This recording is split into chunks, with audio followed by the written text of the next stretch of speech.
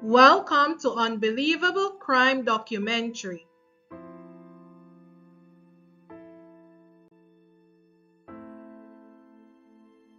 Too young to kill children. Innocent, pure, symbols of hope. But sometimes they carry something darker. Today, we explore true crime cases where the killers weren't grown-ups, but children.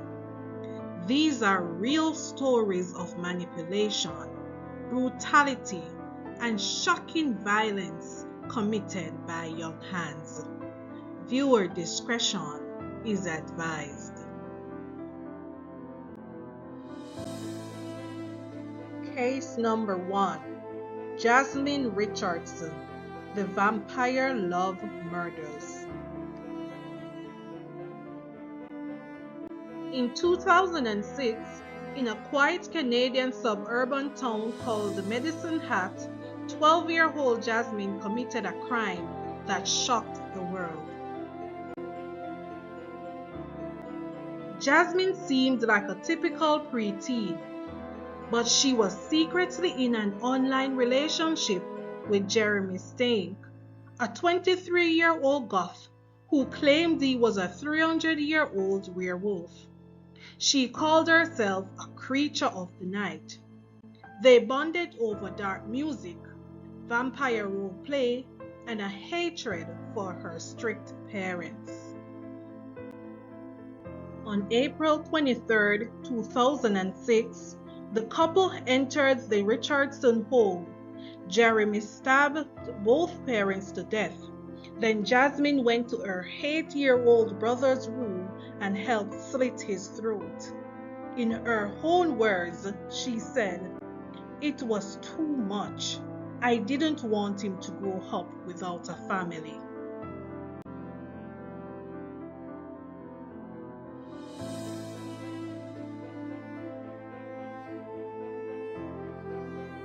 The bodies were discovered the next day. Jasmine and Jeremy were found a day later, laughing in a restaurant as if nothing had happened.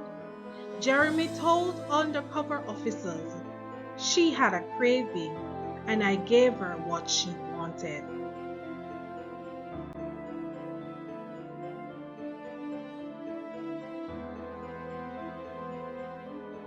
Jasmine became the youngest person in Canadian history convicted of multiple murder. Sentenced to 10 years and released in 2006 under a new identity. However, Jeremy was sentenced to life in prison. He changed his name to Jackson May. Obsession and a deadly fantasy. This case begs the question, was she manipulated or was she the mastermind?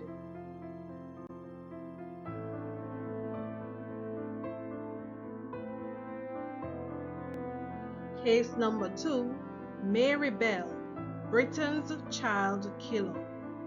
Long before Jasmine, there was Mary Bell in Newcastle, England. On the surface, Mary looks like any 10-year-old, but by age 11, she had already murdered 2 toddlers. Mary Bell was born into chaos. Her mother, Betty, was a sex worker who allegedly forced Mary to perform sex acts on men by age 4. She suffered physical abuse and neglect, even survived multiple accidents, some believed to be attempted murders by her own mother. May 25, 1968, Mary strangled 4-year-old Martin Brown. The death was initially ruled accidental. Days later, Mary broke into a nursery school and left a note, "I murder so that I may come back." On July 31, 1968, Mary and her friend Norma lured 3-year-old Brian Holt to a wasteland. Mary strangled him and carved an M into his stomach with a razor blade. She also cut his genitals and left his body in the open. Acted suspiciously. She asked Brian's family, "Do you miss him?" She eventually confessed, showing chilling emotional detachment.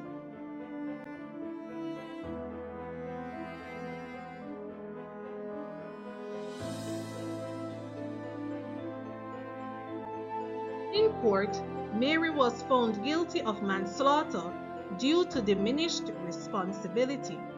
However, Norma was acquitted of all manslaughter charges. Mary was sentenced to be detained at Her Majesty's pleasure, a sentence with no fixed end. She was released in 1980 at age 23. She was granted lifelong anonymity. She is now a mother and reportedly a grandmother.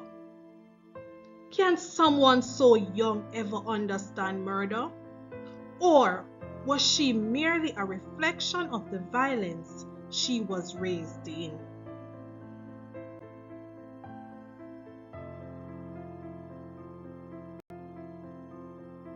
Case number 3.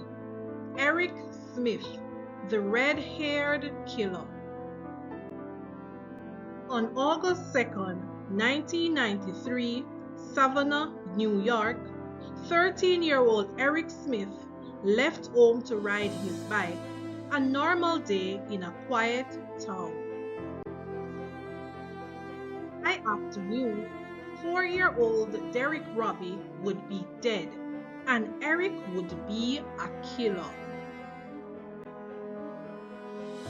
Bullied for his red hair, large glasses, and quiet demeanor, Eric had a troubled home life.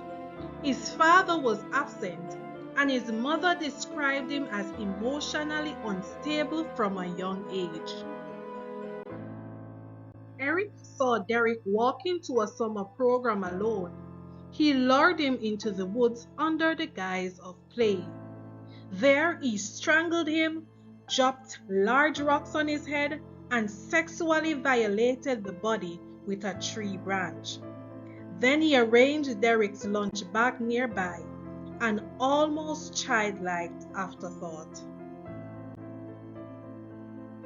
Later, Eric couldn't hold it in. He confessed to his mother. His chilling confession showed no signs of remorse. He was tried as a juvenile but sentenced as an adult to 9 years to life. He was denied parole 11 times, often citing a lack of remorse. Finally released in 2022 after 28 years behind bars. Why did he do it? Eric later said he wanted someone smaller to bully, to feel power for once, but the horror of his act went far beyond schoolyard revenge. Children aren't supposed to kill. When they do, it forces us to question everything. Is it nature? Is it nurture? Can a child be truly evil or just broken? And if they can kill, should they be treated as adults or as children in need of saving? Which of these cases disturbed you the most? Do you believe children who kill should ever be given a second chance? Let us know in the comments below. If this episode gave you chills, hit that like button, share it, and subscribe for more true crime stories every week. And don't forget, real horror isn't always in the movies. Sometimes it's in the sandbox.